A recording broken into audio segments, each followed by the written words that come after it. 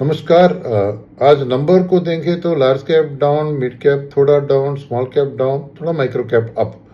तो नंबर देखेंगे तो लगेगा कि आज अच्छा दिन नहीं था मार्केट लिए, मगर मेरा एक विचित्र व्यू है इधर कि आज एक्चुअली अच्छा दिन था, क्योंकि आज हमने दिखाया हमारा रेजिलियंस। क्यों मैं बता रहा हूँ? क्योंकि निफ्टी की बात करें तो सुबह 200 पॉइंट की गैप डाउन से शुरू हुआ और उसके बाद एंड ऑफ द डे तक 170 पॉइंट रिकवर हुआ। तो एक अच्छी इनिशियल सेलिंग के बाद एक अच्छी रिकवरी हुई।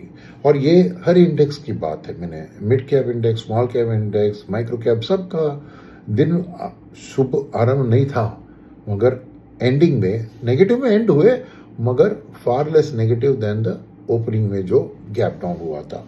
तो अच्छी खबर है कि डोमेस्टिक सपोर्ट सामने दिखा। कहाँ से सपोर्ट आया, क्या हुआ?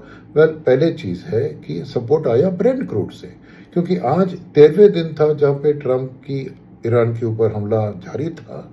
मगर याद है आपको, हौती और सऊदी की बात कल आई थी जिसने ब्रेंट क्रूड को ऊपर लेके गए। आज मिस्टर ट्रंप ने कहा कि वो हौती के खिलाफ भी एक्शन लेंगे।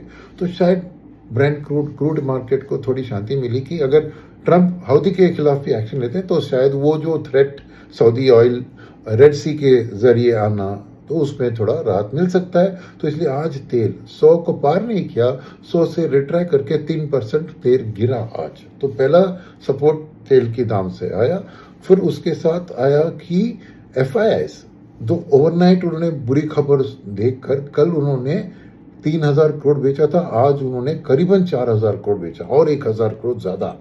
मगर DIS ने जो कल उन्होंने 4000 करोड़ या कल मैच किए थे, मेरे ख्याल में कल उन्होंने FII सेलिंग को मैच किए थे बाइंग से, आज उन्होंने और 2,500 करोड़ ज्यादा, यानी आज 5,500 करोड़ की खरीदारी करके FII ने जो भी बेचा उसको ऑब्जॉर्व कर लिया और प्रोटेक्शन दिया।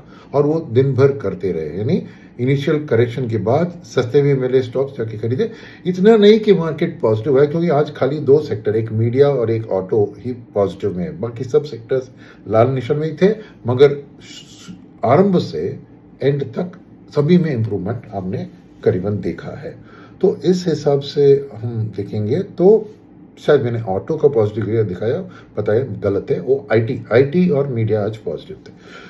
तो उस हिसाब से देखें तो डेफिनेटली DIS का आज सपोर्ट रहा मार्केट के लिए। मगर क्योंकि माइक्रो कैप इंडेक्स भी पॉजिटिव में बंद हुआ, मेरा मानना है कि needy non institutional domestic investor ने भी मार्केट को सपोर्ट किया खरीदारी से।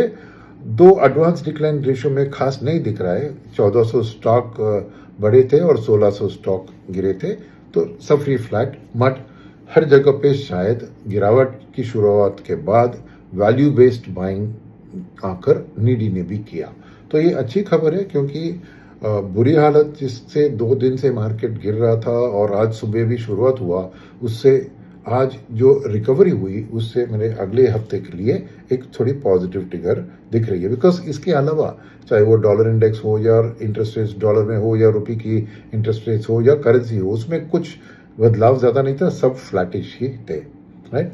अब मार्केट की बात हो गई, तो मैंने नॉन मार्केट सिचुएशन में आज क्या सब खबरें आई उसके बारे में 2-3 बात करूंगा।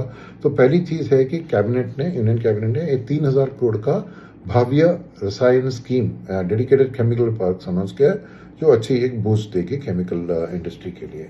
सेकेंड, उतनी अच्छी खबर नहीं थी कि PMI जो HSBC गणित करती है, वहाँ पर PMI में आपने देखा कि 57 लास्ट मंथ था, 54 में गिरा। अभी 54 भी 50 से ज्यादा है, तो एक्सपेंशन मोड में है, मगर एक मंथ ऑन मंथ एक स्लो डाउन दिखा, तो उतनी अच्छी खबर नहीं है।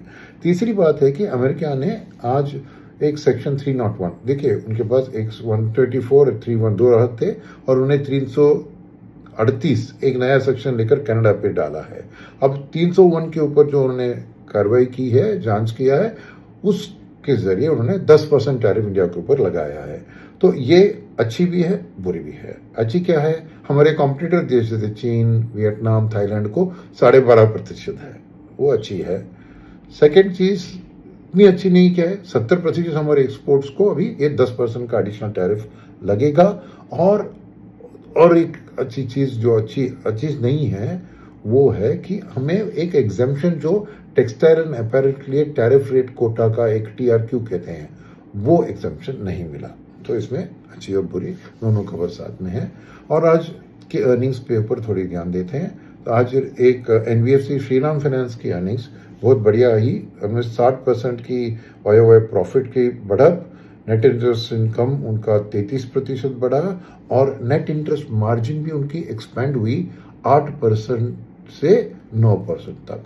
मेरे सब बैंक्स में वो देखा आपके निम की कंप्रेशन और प्रेशर थी, इस कंपनी ने एक्चुअली एक्सपेंशन दिखाया।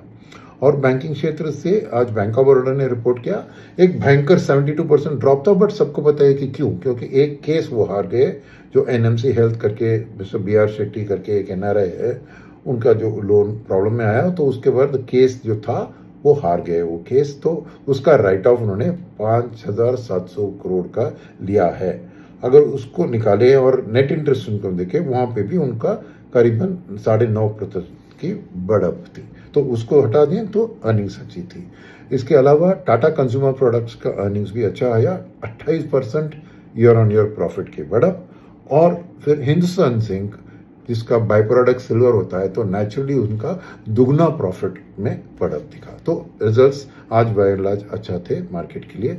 तो इसलिए मेरा मानना है कि अगले हफ्ते की, मैं तो हफ्ते वाली बात मंडे को बताऊंगा आपको, मगर यहाँ से इंडिकेटर लग रही है कि अनलेस इस शनिवार रविवार को वॉर के बारे में बहुत बुरी खबर आकर तेल वापस 100-110 के ऊपर जाने की एक रास्ता दिखाए, तो बुरी हालत हो जाए। अदरवाइज मेरा मानना है कि ये जो ड्यूरिंग द डे से इंट्राडे बाइंग जो सपोर्ट डोमेस्टिक्स देने लगे हैं, उससे अगले हफ्ते भी थोड़ा सपोर्ट मिलेगा।